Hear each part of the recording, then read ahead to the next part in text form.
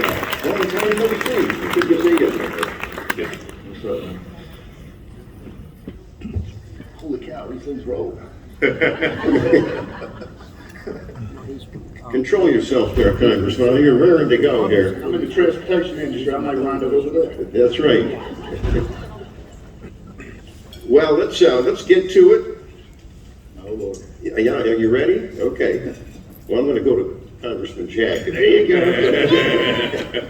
You know, we talked a little bit about illegal immigration. I know you made that a big priority in your run, and I know we're all proud of you for over in the 3rd District there, that you're in there. So what are basically the priorities? I think we know the border is sealed, thanks to our president just about right now, but what about some of the other issues?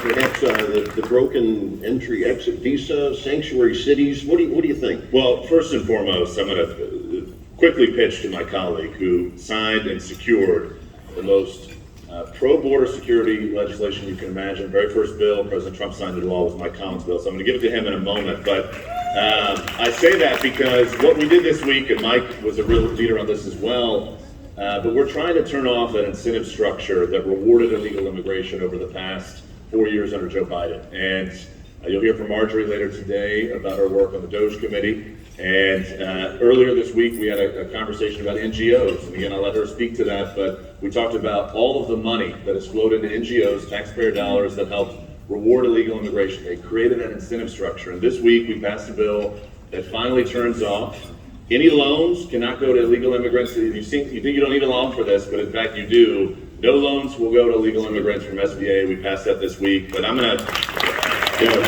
if you don't mind, I'm gonna pitch because I really want y'all to know one really proud thing for our state. The first law President Trump signed into law was from our state. It was Mike Collins, and we'd love to hear about it. That's right, and we're very proud of you for that bill. And tell us a little bit about how this all came about.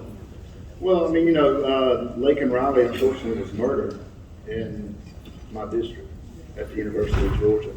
And, I got to know the family on a personal basis, and that's, it's good and it's bad in a lot of ways.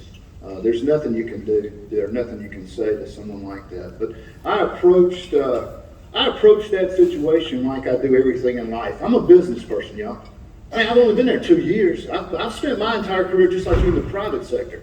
And when I walk into something, I look at it 2 ways. If it's successful, how do we replicate it? If it's a problem, what's the problem? What's the solution? And how do we fix it so that it never happens again?